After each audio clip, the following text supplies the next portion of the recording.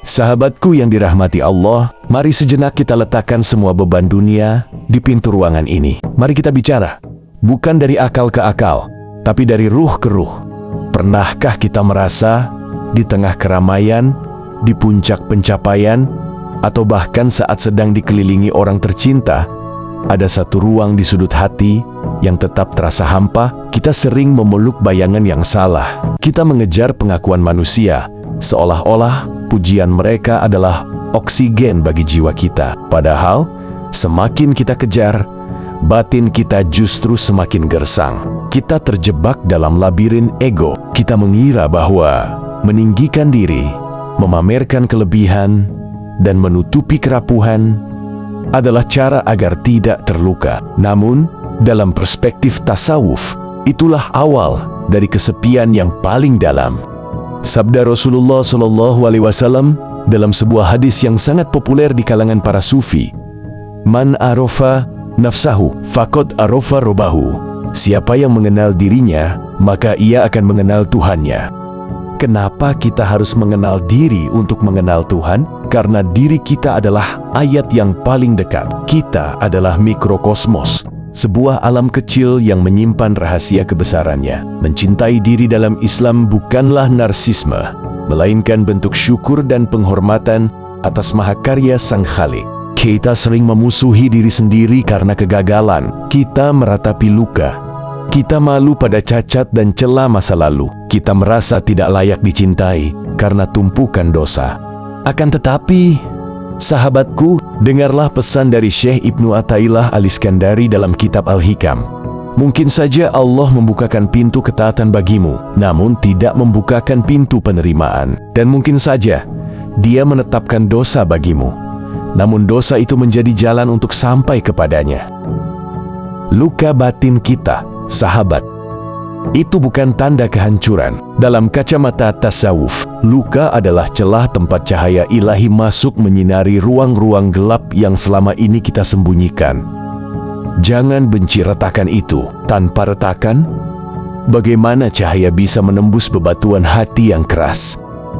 Ketika kita membenci diri sendiri karena kekurangan fisik atau nasib ekonomi, kita sebenarnya sedang mempertanyakan kebijakan Tuhan yang membentuk kita dengan tangan kekuasaannya. Allah Subhanahu wa Ta'ala berfirman dalam Quran Surah Al-Tin ayat 4, yang artinya, "Laqad khalaqnal insana fi ahsani taqwim."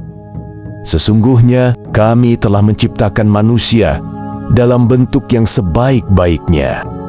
Mencintai diri berarti berdamai dengan desain Tuhan.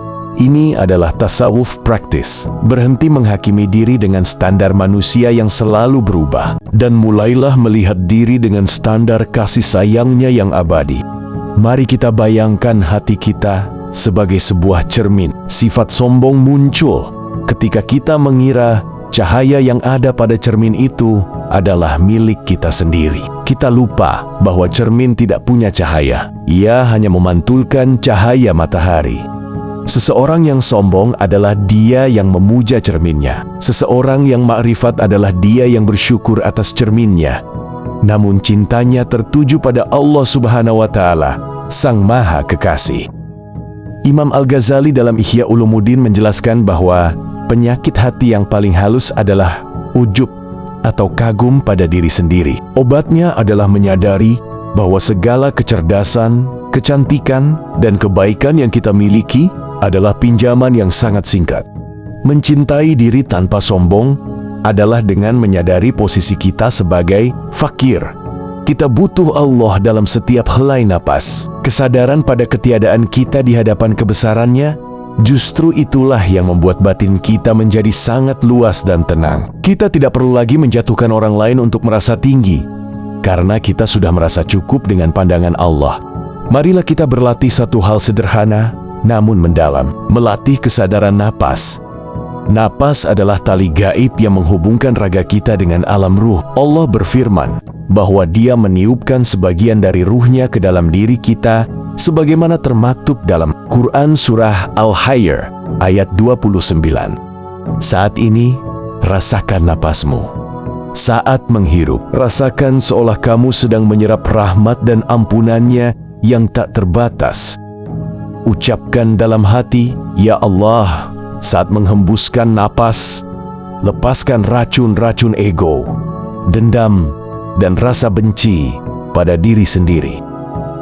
Ucapkan, "La ilaha illallah." Zikir ini bukan sekadar gerak lidah. Zikir adalah kehadiran hati. Jiwa yang tidak menyadari napasnya akan mudah terseret badai emosi. Dengan melatih kesadaran ini, kita memberikan nutrisi terbaik bagi jiwa kita. Inilah self-improvement yang sejati. Bukan hanya memperbaiki penampilan luar, tapi memperindah kualitas perjumpaan kita dengan Allah dalam setiap detik.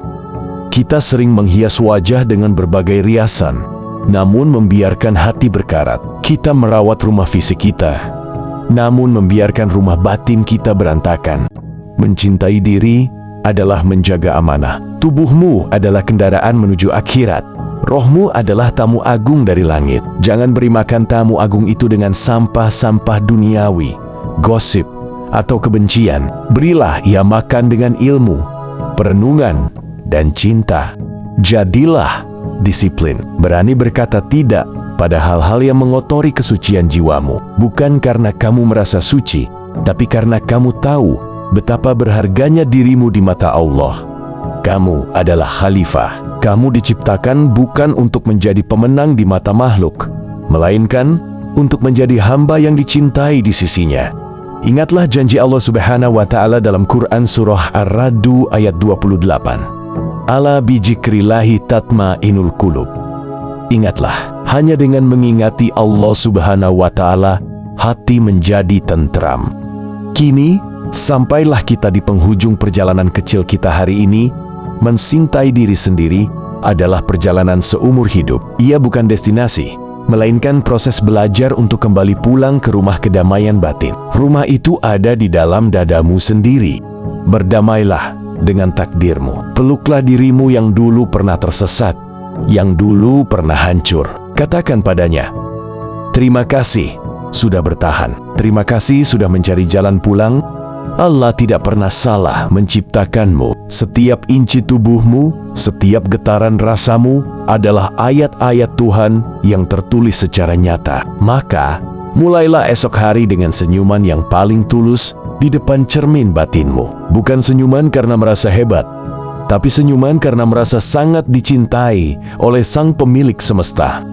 Jangan lagi menjadi pengemis kasih sayang di pintu manusia, sementara pintu Tuhan selalu terbuka lebar untukmu. Jadilah pribadi yang lembut, yang tenang, yang kehadirannya mendamaikan. Karena engkau telah selesai dengan urusan mencintai dirimu sendiri di dalam dekapan kasih sayang ilahi. Semoga Allah senantiasa membimbing setiap detak jantung kita agar selalu selaras dengan ridha-Nya, sampai kita kembali ke pangkuannya dalam keadaan nafsul mutmainnah, jiwa yang tenang.